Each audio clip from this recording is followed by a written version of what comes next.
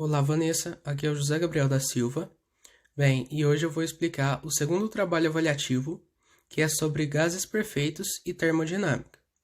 Eu fiquei com os exercícios 28, 43 e 78. A questão 28 diz: um certo gás, cuja massa vale 140 gramas, ocupa um volume de 41 litros, sob uma pressão de 2,9 atmosferas, a temperatura de 17 graus Celsius. O número de Avogadro vale 6,02 vezes 10 a 23, e a constante universal dos gases perfeitos é R, que é igual a 0,082. Nessas condições, qual o número de moléculas contidas no gás? Para encontrarmos o número de moléculas contidas no gás, vamos ter que usar a equação de Clapeyron, que ela relaciona as variáveis de um estado do gás. A fórmula é pressão vezes o volume igual ao número, vezes a constante universal e vezes a temperatura. Bem, aqui do lado eu anotei os dados, que é a massa, o volume, a temperatura está em graus Celsius, então temos que passar para Kelvin. Ou seja, é só somar com 273. Ou seja, a temperatura em Kelvin vai ser igual a 290. Tem a pressão, o Avogadro e a constante, que fala no enunciado. Bem, então aqui está a equação, eu substituí com os valores, então vai ficar 2,9 vezes 41, que é igual ao número, vezes 0,082, que é a constante, vezes a temperatura em Kelvin. Bem, simplificando, então vamos encontrar que o N vai ser igual a 5 mols. Após isso, é só fazer uma regra de 3 que vamos descobrir o número de moléculas contidas no gás.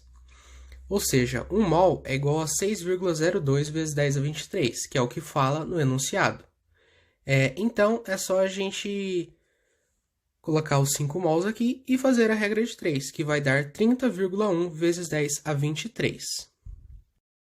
Partindo agora para a questão 43, ela fala: determinada massa de gás perfeito sofre uma transformação, saindo de um estado inicial A e passando para o estado final B, sem que sua temperatura se altere.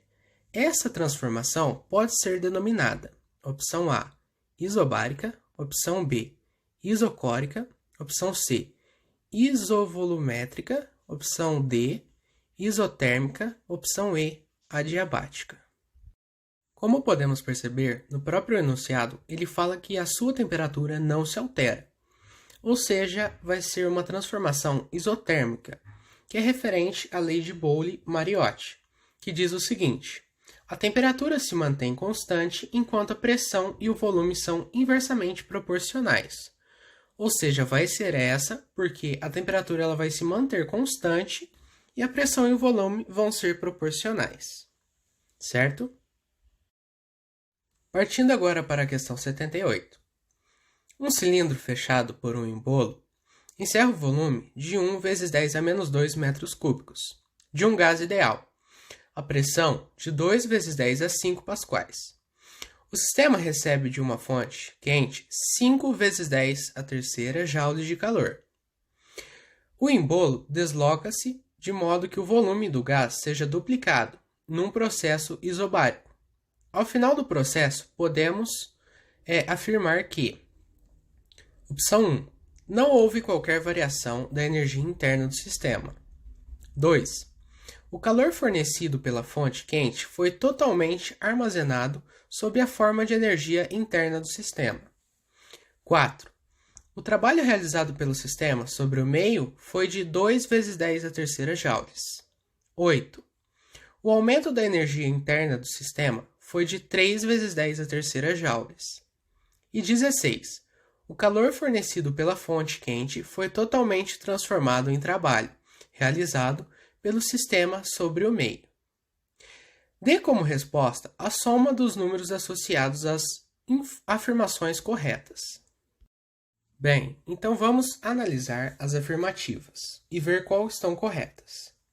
A 1 está incorreta, pois seu volume duplicou. Com isso, sua energia e sua temperatura também iriam duplicar. A opção 2, ela também está incorreta, pois uma pequena parte desse calor recebido vai ser solto em forma de trabalho.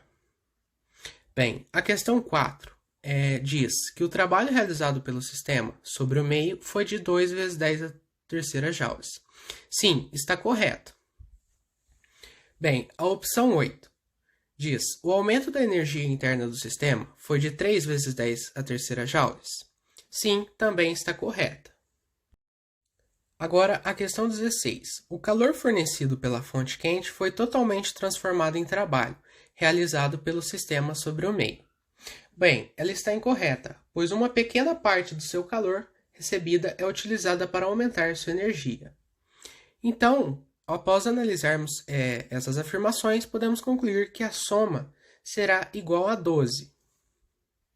E assim finalizando a explicação do segundo trabalho avaliativo. Obrigado pela atenção.